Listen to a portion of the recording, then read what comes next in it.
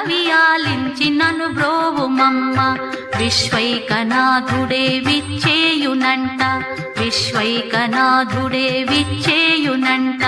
నీ ఇంటి ముంగిట నిలుచుండునంట, నీ ఇంటి ముంగిట నిలుచుండునంట. అన్నపూర్ణాదేవి అర్చింతునమ్మ, నా మనవి ఆలించి నన్ను బ్రోవుమమ్మ.